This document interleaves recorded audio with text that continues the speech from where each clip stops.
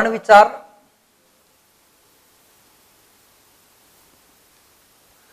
हमने महेश्वर सूत्रों का सामान्य अध्ययन किया। अब जो अगला चैप्टर है वो अपना है वर्ण विचार का।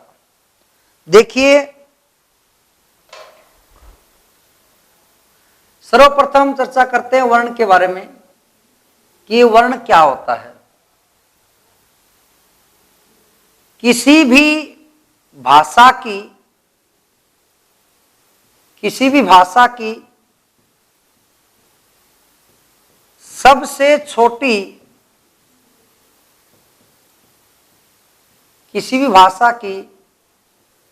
सबसे छोटी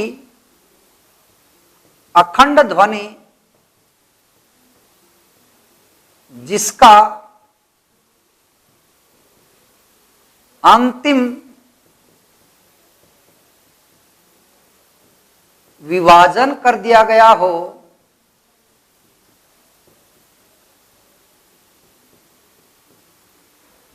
किसी भी भाषा की सबसे छोटी अखंड ध्वनि जिसका अंतिम विभाजन कर दिया गया हो, उसे हम क्या कहते हैं? वर्ण कहते हैं। कहते हैं कि भाषा की सबसे छोटी इकाई क्या होती है? वर्ण होती है। भाषा जो विषय होता है वो होता है ध्वनि का अखंड। ध्यान देना इस बात के ऊपर कि अखंड ध्वनि यानी छोटी से छोटी अखंड ध्वनि जिसके और टुकड़े नहीं किए जा सके। किसी भी भाषा की सबसे छोटी अखंड जिसके टुकड़े न किए जा सके, उस ध्वनि को ही हम क्या कहते हैं? वर्ण कहते हैं। किसी भी भाषा की सबसे छोटी अखंड ध्वनि जिसका अंतिम विभाजन कर दिया गया हो और आगे विभाजन किया जाना संभव न हो, उसे क्या कहा जाता है? वर्ण कहा जाता है। देखिए, वर्ण के कितने वेद होते हैं? दो। कितने वेद होते हैं? दो। एक तो होता है अच और एक होता है हल। अच को हिंदी में क्या कहते हैं अपन? स्वर। और हल को क्या कहते हैं अपन? व्यंजन। भाषा की सबसे छोटी इकाई क्या होती है? वर्ण होती है। क्या होती है? वर्ण होती है। देखिए, आपके जो व्याकरण होती है, चाहे वो हिंदी की हो चाहे वो संस्कृत की हो, वो तीन ही पदों के ऊपर काम करती है। तीन पद कौन से? एक तो होता है वर्ण, एक होता है शब्द और एक होता है वाक्य।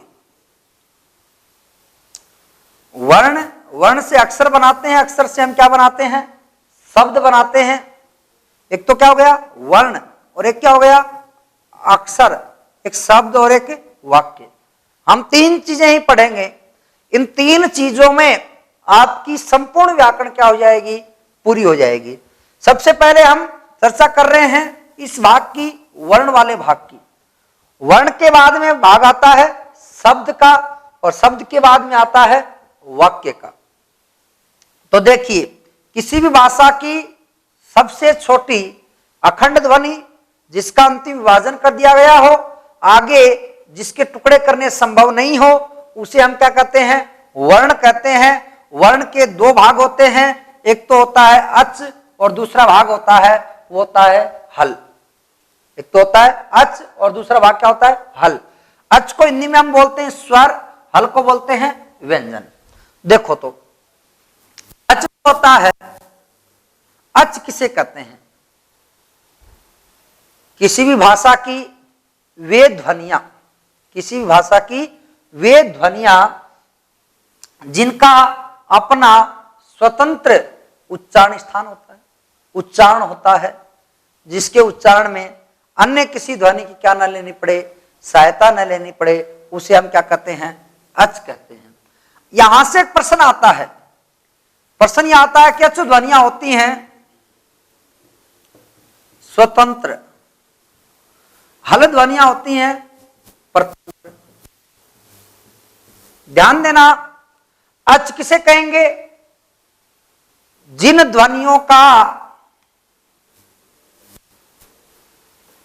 जिन ध्वनियों का स्वयं का उच्चारण होता है, जिन ध्वनियों का स्वयं का उच्चारण होता है, अर्थात जिन ध्वनियों के उच्चारण में अन्य किसी ध्वनि की सहायता न लेनी पड़े, उसे हम क्या कहते हैं? अच कहते हैं। क्या कहते हैं? अच। अच ध्वनियां होती हैं स्वतंत्र, व्यंजन ध्वनियां क्या होती हैं? परतंत्र। सर्वप्रथम हम चर्चा करते हैं अच के ऊपर। अच की परिभाषा हो जाएगी कि जिन ध्वनियों का अपना स्वयं का क्या होता है? उच्चारण होता है, जिन ध्वनियों में अन्य किसी ध्वनि की क्या न लेनी पड़े, सहायता न लेनी पड़े, उसे क्या कहते हैं? अच कहते हैं। अच ध्वनियां होती है स्वतंत्र, और ये कुल कितने होते हैं भाई? 9। कितने होते हैं? 9। देखो भाई, ये बहुत ही महत्वपूर्ण विषय है अच वाला। यहां से इसके 2 भाग करते हैं। कितने भाग करते हैं? 2। एक तो होता है मूल ह्रस्व स्वर, एक होता है दीर्घ स्वर। मूल ह्रस्व स्वर कितने होते हैं भाई? 5। कितने होते हैं? 5 होते हैं। कौन कौन से होते हैं?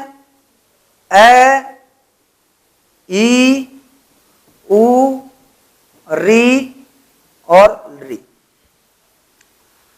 अच कितने होते हैं स्वर? 9 होते हैं। उसमें 5 तो होते हैं मूल ह्रस्व स्वर, ए, ई, उ, री, री। फिर होते हैं दीर्घ स्वर। ये कितने होते हैं भाई? 4 होते हैं। कितने होते हैं? 4। 4 कौन से होते हैं? ए, ओ, आई और औ। ए, ओ, आई, औ। अब देखो भाई, आप कहोगे कि कई परीक्षाओं में हमने स्वरों की संख्या कितनी देखी है? 13 भी होते हैं। अब देखो 13 कौन से होते हैं? कि वास्तव में माहेश्वर सूत्रों में हमने पढ़ा है कि स्वर जो होते हैं वो होते हैं 9, जिसमें 2 भाग करते हैं अपन। एक तो मूल ह्रस्व स्वर, जिसकी संख्या कितनी होती है? 5 होती है। कौन कौन से होते हैं? ए, ई, उ, री, री, ये 5 होते हैं। फिर होते हैं दीर्घ स्वर। कौन कौन से? ए, ओ, आई, औ। अब यहां से ध्यान देना, 13 कब होते हैं? पाणिनि का एक सूत्र आता है, अस्य चौ। देखिए, कोई भी भाषा जब विकास करती है, भाषा का विकास कब होता है? भाषा का विकास तभी होता है जब क्या हो? जब वर्णों की संख्या बढ़े, ज्यादा से ज्यादा उसके पाठक श्रोता बने, तब भाषा का विकास होता है। और जब भाषा का विकास होता है तो वर्णों की संख्या को बढ़ाना पड़ता है। पाणिनि का यह सूत्र आता है अस्य चौ। इन्होंने कहा कि मूल ह्रस्व स्वरों के दीर्घ रूप को भी क्या कर लेना चाहिए? ग्रहण कर लेना चाहिए। यहां से ध्यान देना कि पाणिनि ने क्या कहा कि मूल ह्रस्व स्वरों के दीर्घ रूप को भी ग्रहण कर लेना चाहिए। यानी उन्होंने ए का दीर्घ रूप ग्रहण किया, आ, ई का ई, उ का उ और री का री। लृ का नहीं किया। तो यहां से एक प्रश्न और बन जाता है कि लृकारस्य दीर्घाभावात्, लृकारस्य दीर्घाभावात्, यानी लृ में दीर्घ का क्या होता है? अभाव होता है। तो इस प्रकार से 5 तो मूल ह्रस्व स्वर हो गए, 4 दीर्घ स्वर हो गए, ए, ओ, आई, औ। 4 पाणिनि ने और गण किए, तो यहां से 2 नाम हो गए भाई। इसको तो कहा जाता है वास्तविक दीर्घ स्वर। क्या कहते हैं? वास्तविक दीर्घ स्वर। कि वास्तविक दीर्घ स्वरों की संख्या कितनी है? 4। कौन कौन से हैं? ए, ओ, आई, औ। दूसरा होता है आगत या गृहीत दीर्घ स्वर। आगत या गृहीत दीर्घ स्वर। आपसे पूछ ले, इनकी संख्या भी कितनी होती है भाई? 4। आपसे परीक्षा में प्रश्न आ जाए कि अचाह कति संति, कि स्वर कितने होते हैं, ऑप्शन में 9 भी दे रखा हो, ऑप्शन में 13 भी दे रखा हो, तो आप किसको करोगे? पहले ध्यान रखना कितने करना है, 9 को। 9 अगर ऑप्शन में नहीं हो तो कितने को करोगे? 13 को। मूल रस्व स्वर कितने होते हैं आपसे पूछ ले तो कितने होते हैं भाई? 5 होते हैं, ए ई उ री ली। आपसे पूछ ले कि दीर्घ स्वर कितने होते हैं भाई? 4 होते हैं, ए ओ आई औ। अगर 9 ऑप्शन में नहीं हो तब आपसे 13 ऑप्शन में हो तो कितने करोगे? 13 करोगे। आपसे पूछा जाए कि वास्तविक दीर्घ स्वर कितने होते हैं तो कितने होते हैं? 4। कौन कौन से होते हैं? ए ओ आई औ। ये वास्तविक दीर्घ स्वर कितने हो गए? 4। आपसे पूछ लिया जाए कि आगत या गृहित दीर्घ स्वर कितने होते हैं भाई? 4। कौन कौन से? आ ई उ री, ये हो गए 4। इस प्रकार से अपनी स्वरों की संख्या कितनी हो जाती है? 13। ये तो देखिए सामान्य जानकारी है। अब अपन चर्चा करते हैं कि स्वरों का वर्गीकरण। कौन सा वर्गीकरण? स्वरों का। तो यहां से मैंने आपको 3 बातें ध्यान रखनी आपको कि वर्ण किसे कहते हैं? किसी भी भाषा की सबसे छोटी अखंड ध्वनि जिसका अंतिम विभाजन कर दिया गया हो उसे क्या कहा जाता है? वर्ण कहा जाता है। वर्ण के कितने भेद? 2, अच और हल। अच को क्या बोलेंगे? स्वर। हल को क्या बोलेंगे? व्यंजन। स्वर किसे कहेंगे? जिन ध्वनियों का अपना स्वयं का उच्चारण होता है, अर्थात जिनके उच्चारण में अन्य किसी वर्ण की सहायता न लेनी पड़े, उसे हम क्या कहते हैं? स्वर कहते हैं। क्या कहते हैं? स्वर कहते हैं। स्वरों की स्वर ध्वनियां होती हैं स्वतंत्र या प्रतंत्र? स्वतंत्र। स्वरों की कुल संख्या 9। मूल रस्व स्वर कितने? 5, ए ई उ री ली। दीर्घ स्वर कितने? 4, ए ओ आई औ। 9 अगर ऑप्शन में नहीं हो तब कितने करोगे? 13। वास्तविक दीर्घ स्वर कितने? 4, ए ओ आई औ। आगत या गृहीत दीर्घ स्वर भी कितने? 4, आ ई उ री। ये तो हुई अपनी बात यहां तक। अब आगे एडिंग लगानी अपने को स्वरों का वर्गीकरण।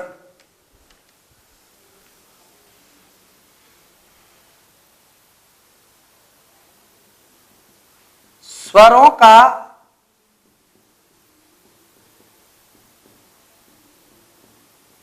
वर्गीकरण। स्वरों का जो वर्गीकरण होता है वो कई आधार पे किया जाता है। पहला जो आधार है वो है मात्रा के आधार। पहला जो वर्गीकरण है वो कौन सा है? मात्रा के आधार पर। मात्रा के आधार पर स्वरों के जो भेद होते हैं वो होते हैं भाई 3। कितने होते हैं? 3। एक तो होता है ह्रस्व, एक होता है दीर्घ, एक होता है प्लुत। मात्रा के आधार पर स्वरों के जो भेद की बात आती है तो वो भेद होते हैं 3, ह्रस्व, दीर्घ और प्लुत। ये देखो ह्रस्व, दीर्घ और प्लुत क्या है। मान लीजिए किसी वर्ण को बोलने में 1 सेकंड का समय लगा। कितनी सेकंड का? 1 सेकंड का। किसी वर्ण को बोलने में कितनी सेकंड का समय लगा? 2 सेकंड का। हो सकता है कि किसी वर्ण को बोलने में कितनी सेकंड का समय लगा? 3 सेकंड का।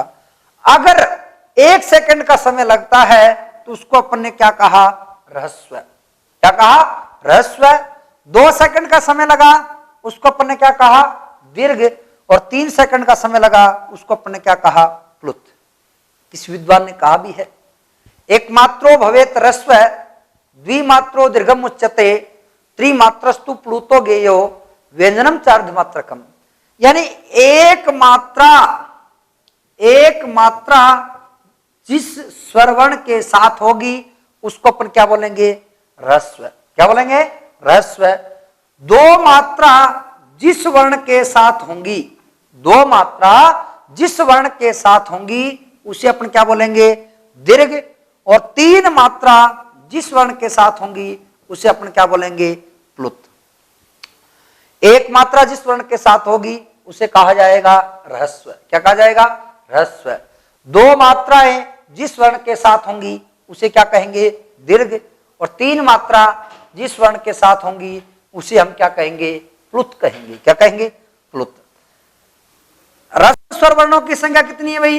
5। कौन कौन से? ए, ई, उ, री और ली। दीर्घ स्वर वर्णों की संख्या कितनी है भाई? 8।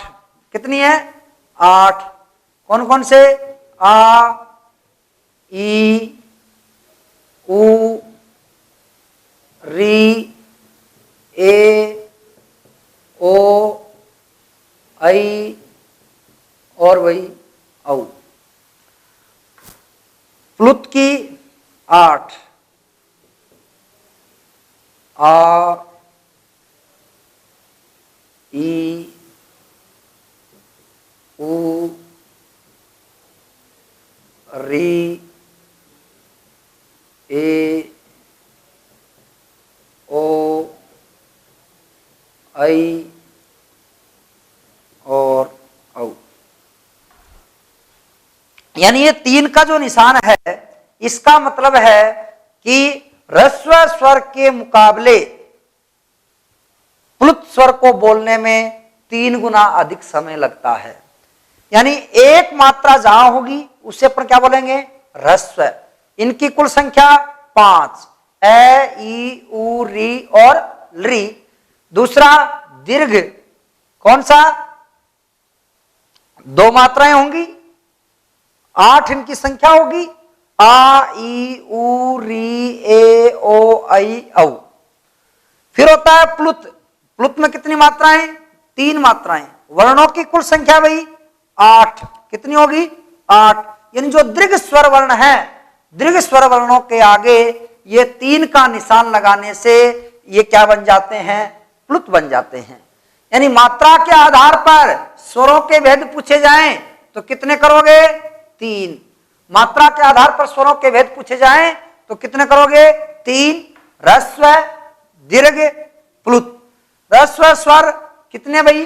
5। ह्रस्व स्वर होता है एक मात्रिक, द्विमात्रिक, त्रिमात्रिक, एक मात्रिक। और कौन से कितनी? 5, ए, ई, उ, री। फिर है दीर्घ स्वर वर्ण। दीर्घ स्वर वर्ण में कितनी मात्राएं? 2 मात्राएं, यानी द्विमात्रिक। क्या बोलेंगे? द्विमात्रिक। इनकी कुल संख्या 8, आ, ई, उ, री, ए, ओ, आई, औ। प्लुत स्वर वर्ण में कितनी मात्राएं भाई? 3 मात्राएं। कुल वर्णों की संख्या 8, आ, ई, उ, री, ए, ओ, आई, औ। तो इस प्रकार से मात्रा के आधार पर हमने स्वरों का वर्गीकरण किया। कितने भेद किए? 3। दूसरा जो वर्गीकरण आता है वो आता है संज्ञा के आधार पर। किस आधार पर? संज्ञा के आधार पर। नंबर 2, संज्ञा के आधार पर स्वर वर्णों का वर्गीकरण। संज्ञा के आधार पर स्वर वर्णों का वर्गीकरण। संज्ञा के आधार पर जो स्वरों के भेद होते हैं वो कितने किए जाते हैं भाई? 3।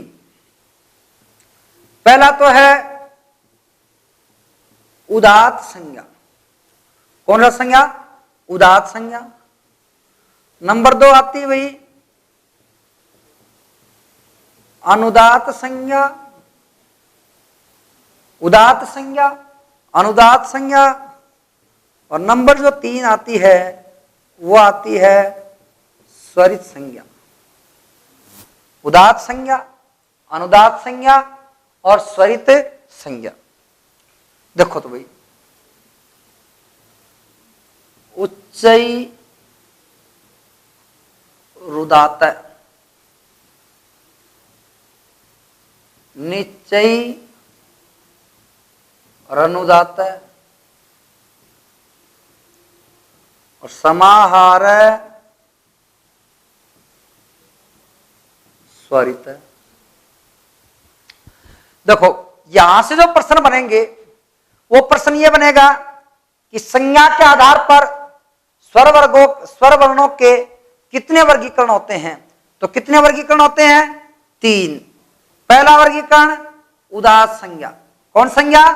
उदात्त संज्ञा, जिसे अपन क्या बोलेंगे? उच्चैर उदात्त। दूसरा वर्गीकरण अनुदात्त संज्ञा, जिसे अपन क्या बोलेंगे?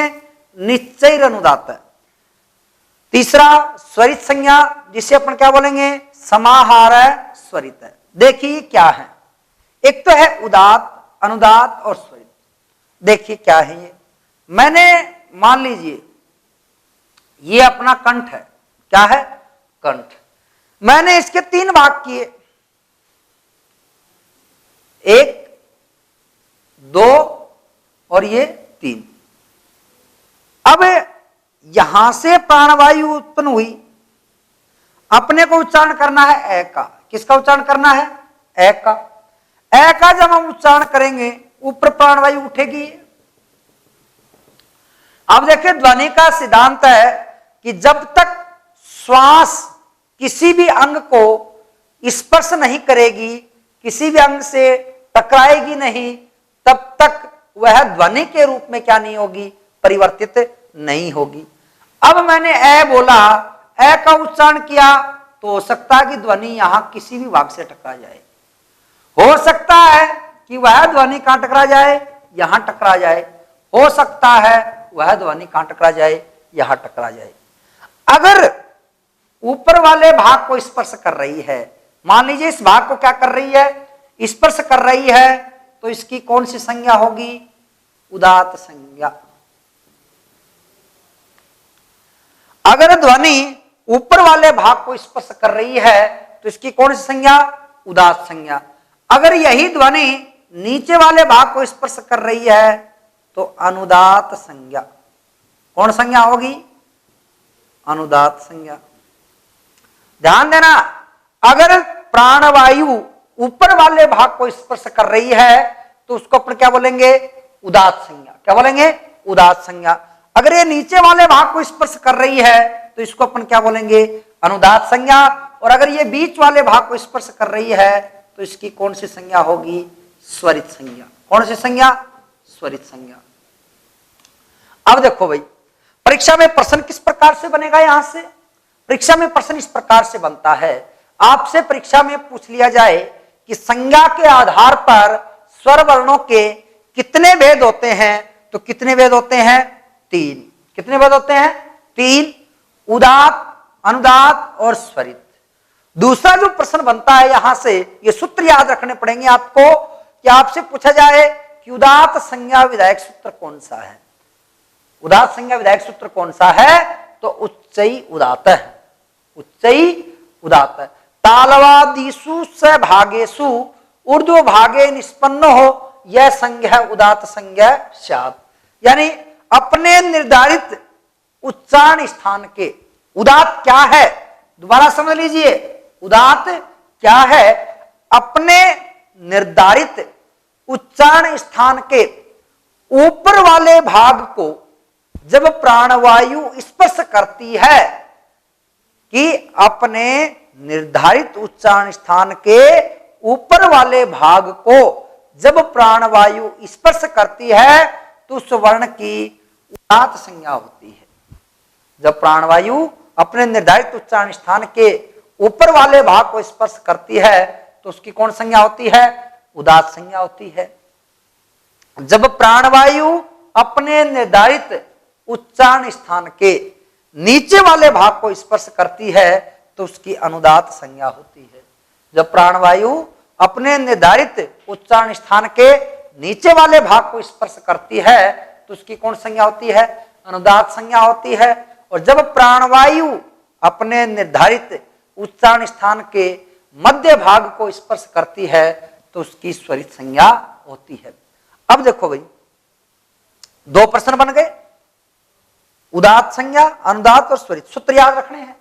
अब देखो, अब आपके मन में प्रश्न होगा कि उदात्त संज्ञा वाले वर्ण कौन से होते हैं, अनुदात्त संज्ञा वाले वर्ण कौन से होते हैं और स्वरित संज्ञा वाले वर्ण कौन से होते हैं। तो ध्यान देना यहां से कि नोट लगा के लिख सकते हैं कि प्रत्येक स्वरवर्ण उदात्त, अनुदात्त और स्वरित होता है। प्रत्येक स्वरवर्ण उदात्त, अनुदात्त और स्वरित होता है। तो यह प्रश्न तो आपके आएगा नहीं कि कौन सा वर्ण उदात्त है, कौन सा अनुदात्त है और कौन सा स्वरित है, क्योंकि प्रत्येक स्वरवर्ण ही अपने आप में क्या है, उदात्त, अनुदात्त और स्वरित होता है। तो यहां से जो प्रश्न बनेंगे वो दो ही प्रश्न बनेंगे। पहला प्रश्न, संज्ञा के आधार पर स्वरों के कितने वर्गीकरण? 3 वर्गीकरण। कौन कौन से? उदात्त, अनुदात्त और स्वरित। उदात्त संज्ञा विधायक सूत्र आपसे अगर पूछा जाए तो कौन सा? उच्चैर उदात्त है। अनुदात्त संज्ञा वाला पूछा जाए तो निच्चैर अनुदात्त है, और स्वरित संज्ञा वाला पूछा जाए तो समाहार है, स्वरित है। सूत्र रटने की आवश्यकता नहीं है, क्योंकि आपको पता है कि जब किसी वर्ण का उच्चारण किया जाए और प्राणवायु अपने निर्धारित उच्चारण स्थान के ऊपर वाले भाग को यानी सबसे ऊंचे स्पर्श करे तो उसको अपन क्या बोलेंगे? उच्चई उदात्त है। जब प्राणवायु अपने निर्धारित उच्चारण स्थान के नीचे वाले भाग को स्पर्श करती है तो उसको क्या बोलेंगे? निच्चैर अनुदात्त है। और मध्य भाग को स्पर्श करती है तो समाहार है, स्वरित है। प्रत्येक स्वरवर्ण अपने आप में क्या होता है? उदात्त, अनुदात्त और स्वरित। यानी प्रत्येक स्वरवर्ण उदात्त भी है, अनुदात्त भी है और क्या है? स्वरित भी है। तो यह आपको ध्यान रखना है और आपको यहां से कोई प्रश्न नहीं पूछा जाएगा। तो स्वरों का पहला वर्गीकरण अपने किस आधार पे किया? मात्रा के आधार पे। मात्रा के आधार पे स्वरों का जो वर्गीकरण किया गया वो 3 भेद किए, ह्रस्व, दीर्घ और प्लुत। दूसरा वर्गीकरण अपन ने किया संज्ञा के आधार पर, उदात्त संज्ञा, अनुदात्त संज्ञा और स्वरित संज्ञा। तीसरा जो वर्गीकरण अपन करते हैं वो वर्गीकरण आता है उच्चारण के आधार पे। किस आधार पे? उच्चारण के आधार पे। नंबर 3,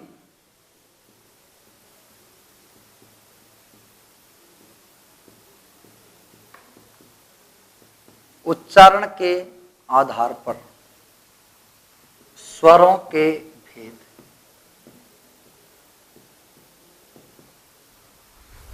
उच्चारण के आधार पर स्वरों के कितने भेद करते हैं भाई? 2 भेद करते हैं। कितने भेद करते हैं? 2। पहला, दूसरा। एक तो होता है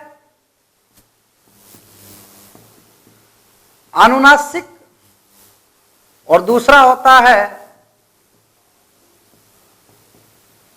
अनुनासिक। ध्यान देना, उच्चारण के आधार पे स्वरों के वर्गीकरण कितने भेद? 2। एक तो अनुनासिक और एक अनुनासिक। सूत्र आता है मुख प्लस नासिका, मुख प्लस नासिका, और यह अकेला है मुख। अनुनासिक का दूसरा नाम भी आता है निर्नुनासिक। देखिए प्रश्न आए उच्चारण के आधार पर स्वरों के कितने भेद होते हैं? तो कितने भेद होते हैं? 2। एक तो अनुनासिक और एक अनुनासिक। अनुनासिक कौन सा होता है? कि जब किसी वर्ण का उच्चारण किया जाए, जब किसी वर्ण का उच्चारण किया जाए तो प्राणवायु मुख और नासिका, जब किसी वर्ण का उच्चारण किया जाए तो प्राणवायु मुख और नासिका दोनों से बाहर निकलती है तो उसको अपन क्या बोलेंगे? अनुनासिक। क्या बोलेंगे? अनुनासिक। और जब प्राणवायु केवल मुख से बाहर निकलती है, जब प्राणवायु केवल मुख से बाहर निकलती है तो उसको अपन क्या बोलेंगे? अनुनासिक, या उसको बोलेंगे निर्नुनासिक। कि जब प्राणवायु केवल मुख से बाहर निकलेगी तो उसको बोलेंगे अनुनासिक या निर्नुनासिक, और जब प्राणवायु मुख और नासिका दोनों से बाहर निकलती है तो उसको बोलेंगे अनुनासिक। अब ध्यान देना भाई, आपको यहां से प्राचीन काल में प्रत्येक स्वरवर्ण अपने आप में अनुनासिक और अनुनासिक होता था, परंतु वर्तमान में यह भेद समाप्त हो गया। और आप यहां से लिख सकते हैं नोट लगाकर कि प्रत्येक स्वरवर्ण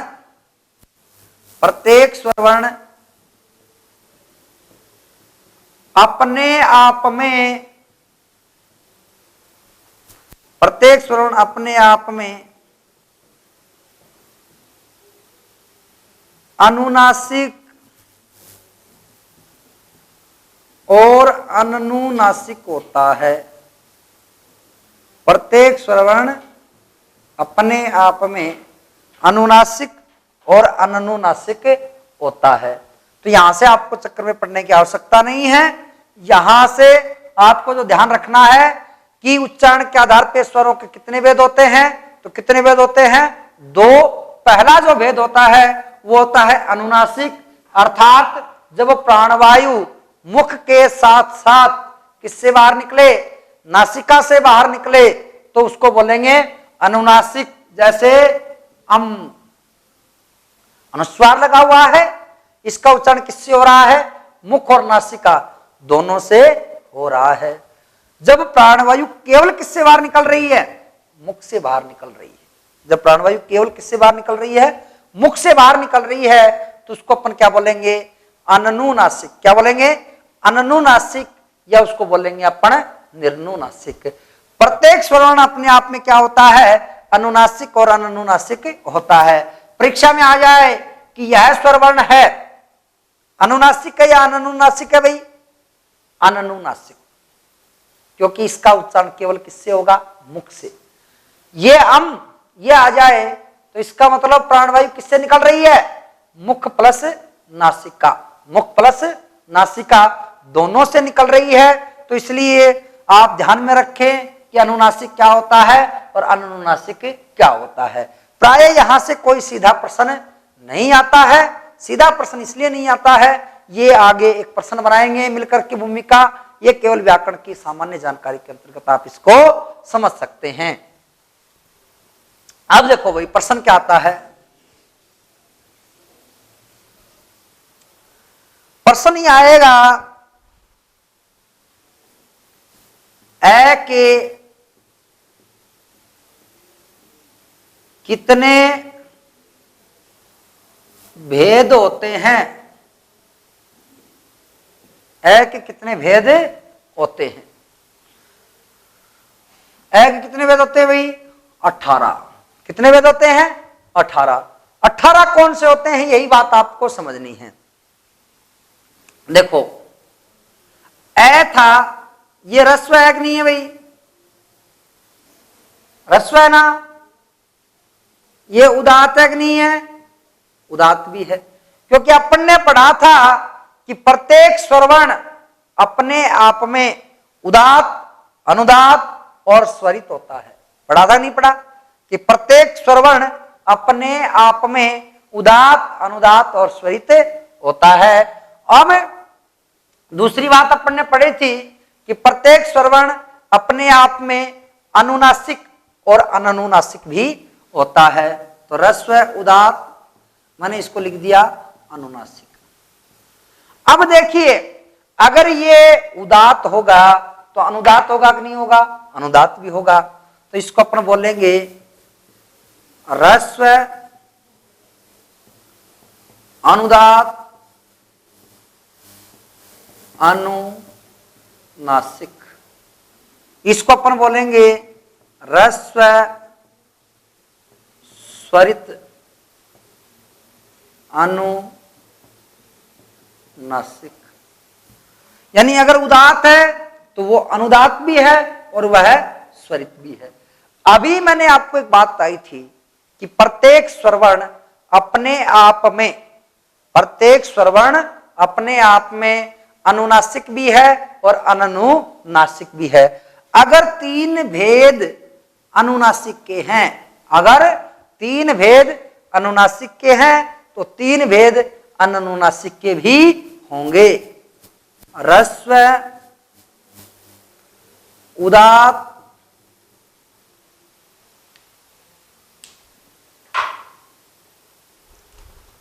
ह्रस्व उदात्त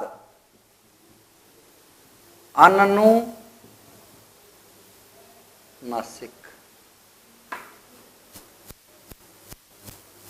ह्रस्व अनुदात्त अनुनासिक,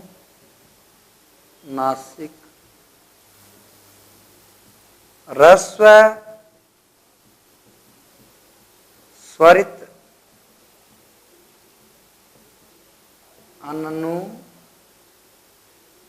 अनुनासिक।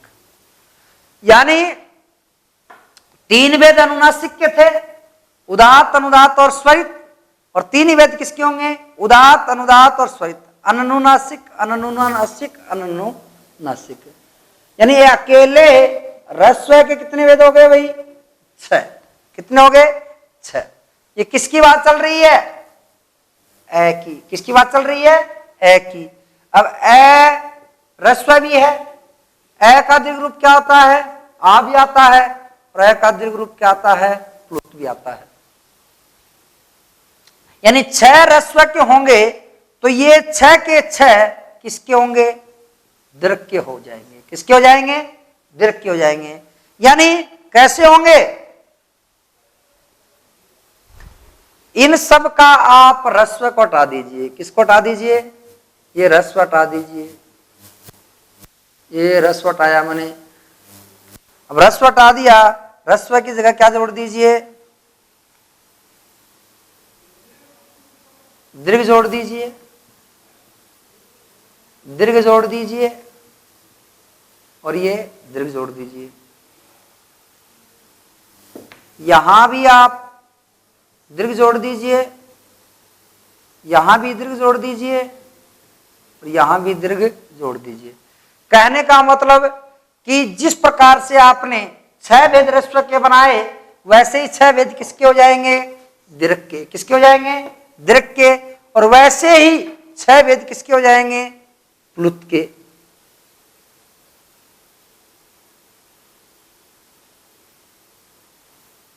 वैसे ही 6 वेद किसके हो जाएंगे? प्लुत के। प्लुत, प्लुत,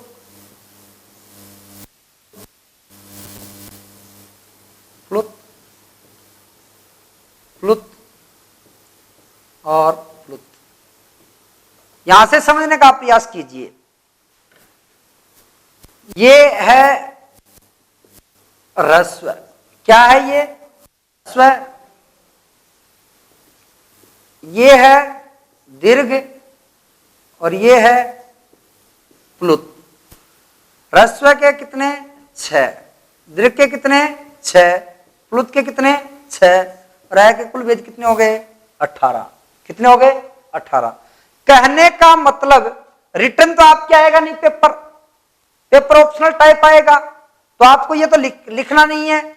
आप परीक्षा के दृष्टिकोण से, रिट सीटेट के दृष्टिकोण से मैं आपको एक सीधा सा तरीका बता देता हूं कि ए, ई, उ और री, ए, ई, उ और री, इसके अगर आपसे पूछे तो कितने वेद बताने हैं? 18। कितने बताने हैं? 18। ए, ओ, आई, औ, इसके कितने बताने हैं भाई? 12। री के भी कितने? 12। क्यों बताने हैं? ये बात आप ध्यान से सुनना। ए है, ए के 3 वेद थे, ए, आ, ह्रस्व, दीर्घ और प्लुत। ई के भी 3 वेद होते हैं, ई। उ के भी 3 वेद होते हैं, उ।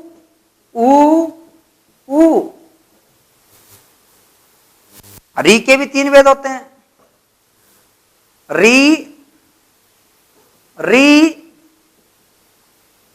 और री। यानी ह्रस्व, दीर्घ और प्लुत, ह्रस्व, दीर्घ और प्लुत, ह्रस्व, दीर्घ और प्लुत। यानी ह्रस्व के 6 वेद, दीर्घ के 6 वेद और प्लुत के 6 वेद जब अपन जोड़ते हैं तो इनकी कुल संख्या कितनी हो जाती है? 18। कितनी हो जाती है? 18। अब ए, ओ, आई, औ परीक्षा में आ जाए, एकारस्य कति भेदा संति? 12। कस्मिन कारण, किस कारण से होते हैं 12? किसका भाव है? रस्वाभावात्। रस्व का क्या है? अभाव है। रस्व का क्या है? अभाव है, क्योंकि इसमें रस्व नहीं होता, क्योंकि छोटा ए कभी भी नहीं होता है, छोटा ओ नहीं होता है। क्यों नहीं होता है? ए का निर्माण किससे मिला के करते हैं अपन?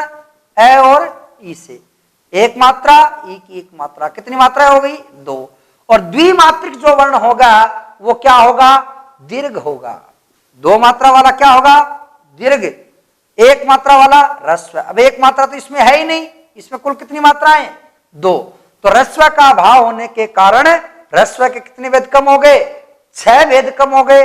और 6 भेद कम हो गए, इसलिए इसके अपन ने कितने भेद कर दिए? 12। ली में किसका भाव था? याद करें, जब मैंने वर्ण विचार प्रारंभ किए थे, स्वर वर्ण शुरुआत कर रहा था, तब मैंने आपको बताया था लृकारस्य दीर्घाभावात्, कि ली में किसका भाव होता है? दीर्घ का अभाव होता है। यानी ली का कोई भी दीर्घ रूप नहीं होता, ली का दीर्घ रूप नहीं होता, इसलिए दीर्घाभावात्। अब देखो भाई, ली है, रस्व है, रिप्लुत है, तो दीर्घ है क्या? नहीं है। तो 6 इसके और 6 इसके, कुल कितने बन गए? 12 बन गए।